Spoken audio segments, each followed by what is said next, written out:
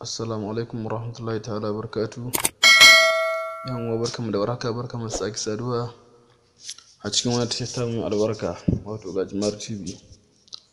A yau ma kamar yadda ku sani mun kawo muku lagani ko kuma fa'ida mai amfani ga waɗanda suke da buƙatar wato su iya karatu ko kuma su iya rubutu. Idan kana so Allah ya baka baiwa kamar yadda kake jin wasu ko kafafen yaɗa labarai ko a wani guri kana son baiwa kai ma ka zamanto ka mallake ta, ka same ta, to insha Allah sai ka bi mu sannu a hankali a cikin wannan tashar ta mu mai albarka, domin wato 'yan uwa almajirai mu amfana da irin wa'annan laƙunƙuna domin mu samu damar karatu da kuma ilimi na addini. Idan kana so wato muryarka in kana karatu ta zamanto cakwai-cakwai, ma'ana da ƙarfinta da zaƙinta gurin iya ƙira'a ko kuma gurin lafazin karatu na magana, ka zamanto muryarka kamar loudspeaker gurin zaƙi da ƙara, ko kuma hannunka ya kasance in za ka rubuta sumuni ko kuma wani sirri ya kasance Allah ya baka kyau na rubutu ko kuma handwriting ko kuma iya tsara zane ko kuma iya tsara rubutu kowane iri, to insha Allah sai ka bi mu sannu a hankali domin wannan baiwar kai ma ka mallake ta tare da taimakon Allah subhanahu wata'ala. Da haka na farko abin da za ka samu wato maƙogaron zakara.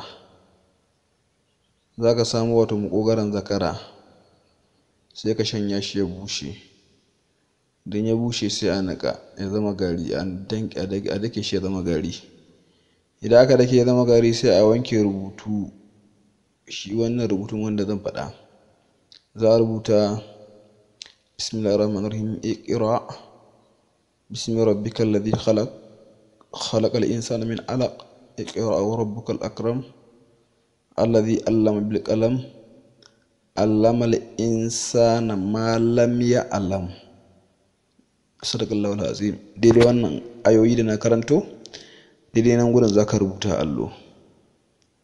To bayan ka nika wancan garin shi na makogaran sai kai wannan rubutun. In kai wannan rubutun sai ka zuba wannan garin makogaran a cikin rubutun. In ka zuba garin shi makogaran a cikin rubutun sai ka raba rubutun gida biyu. Ɗaya sai ka yi bismillah sai ka sha, ɗaya kuma sai ka samu wato lalle na mata wanda suke yin ƙunshi, to sai ka kwaɓa shi ɗaya, ka zuba shi ɗaya na rubutun sai ka zuba shi a cikin lallen, sai ka kwaɓa, sai ka nemi hannun da kake so ya yi handwriting ɗin, ma'ana ka iya rubutun. Idan hannun kai ba hagu ne, hannun hagu kake so to shikenan. Idan kai ba dame ne, hannun dama kake so to sai ka kunsa iya hannun, ma'ana yayi kunshi ya zamanto yayi ja kenan. To haka zaka bar shi a hankali a hankali har ya dishe da kansa. To insha Allah in dai ka ɗauki alƙalami da shi wannan hannun ka tsara rubutu, to in Allah da za ka ga rubutun naka ba kamar na baya ba. Har ma idan ka mai da hankali sirrin ya ratsa ka, za ka zamanto a ajinku ko kuma a makarantarku in dai iya rubutu ne to babu wanda ya kai ka. Haka na gurin karatu in dai ai bismillah ne a ji ƙira'a ta fita, babu scratching, babu hatsa-hatsa, babu hayaniya, to insha Allah muryarka za ta kasance wane busiri wane manshawi. Da haka insha Allahu wannan sirri an yi shi don almajirai 'yan uwa, da kuma neman addu'ar ku daga gare mu. Da haka muna godiya. Idan kai bako ne a wannan tashar ta mai albarka, kai mana subscribing, kai mana liking, kai mana share domin 'yan uwa su masu amfana. Da haka wanda ke neman ƙarin bayani kuma sai ya tuntuɓe mu ko ta waya ko kuma ya min text message, insha Allah zan ba shi amsa. Da haka wannan shine cikakken sirri na iya karatu da kuma iya rubutu. Da haka laƙanin ko kuma sarkar wannan laƙanin shine kai mana subscribing kuma kai ma ka sa a yi mana domin yan wasu masu amfana.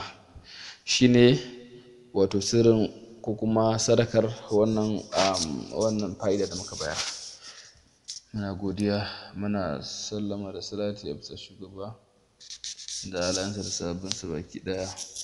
Wassalam.